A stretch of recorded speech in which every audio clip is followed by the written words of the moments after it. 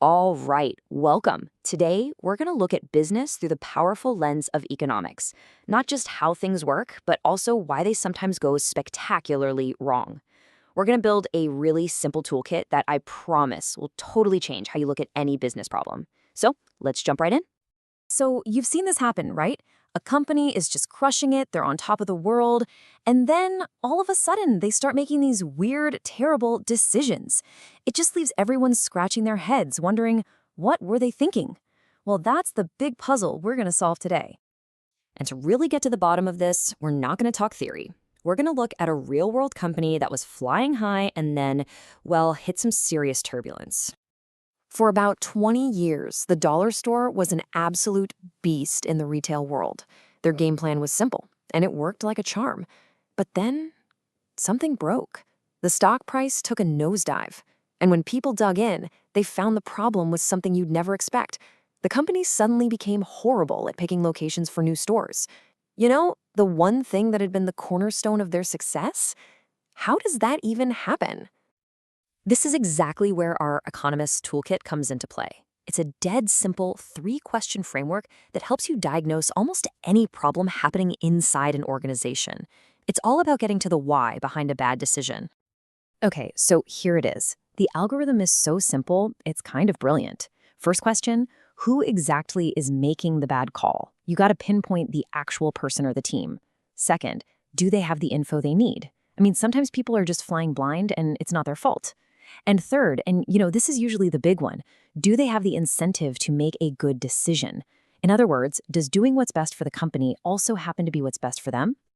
So let's run the dollar store through our little toolkit. Question 1. Who was making the bad location choices? Easy. It was the development agents. Question 2.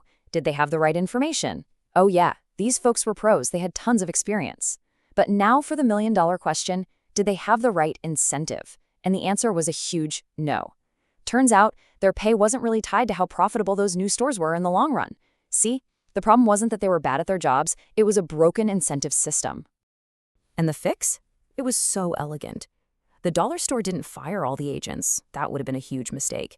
Instead, they just tweaked the process. The agents, with all their street-level knowledge, still picked the spots. But, and this is the key, a senior management team had to sign off on the final decision, and you can bet their incentives were tied to the company's overall profit. Boom. A simple change realigned everyone's goals, and the problem vanished. Okay, so that toolkit is incredibly powerful for fixing problems inside a business. But now, let's zoom the camera all the way out. Let's talk about the fundamental reason businesses even exist. This brings us to what some people call the one lesson of business. If you boil it all down, the single most important job of any business is to create wealth. Now, what does that actually mean? It's not just about making money.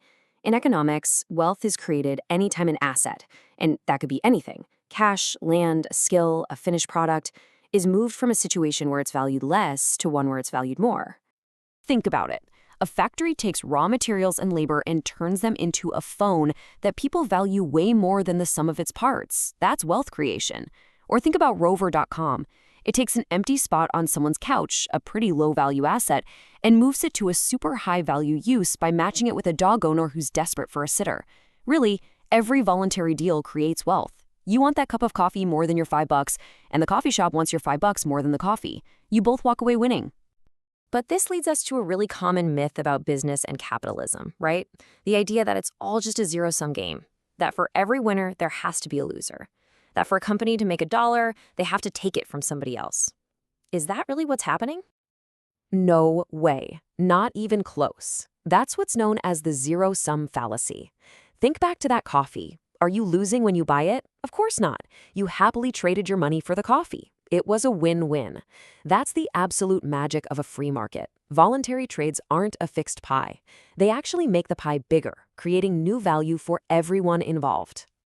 Okay, so if creating wealth is as simple as letting people make these win-win deals, then why isn't everything perfect? What's getting in the way of moving every single asset to its absolute highest valued use?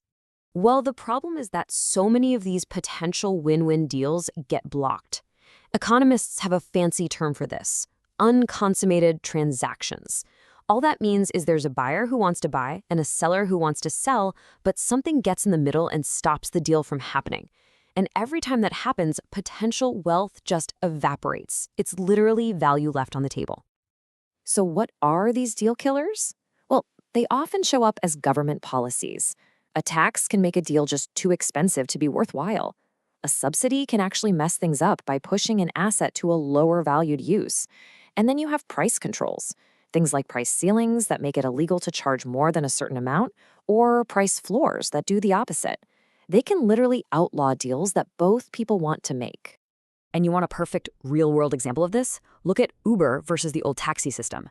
Taxis had regulated fares, which were basically price ceilings, so a driver might know that a long trip to the airport would actually cost them money in gas and time, so they just refuse the ride. That's a classic unconsummated transaction. Uber came in with flexible pricing, which fixed that. Taxis had zero incentive to be clean or offer good service. Uber's rating system created a brand new, powerful incentive. By smashing through these barriers, Uber unlocked billions of dollars in value that was just sitting there, waiting. Okay, so let's bring it all home. We've talked about two big, powerful ideas. That 3-question toolkit for fixing problems inside a company, and the one big lesson of business, that it's all about creating wealth. Now, let's see how they connect. And this is where it all clicks. A really well-run company is one that applies the logic of our 3-question toolkit to itself. It makes sure that the right people are making decisions with the right information and, most importantly, with the right incentives.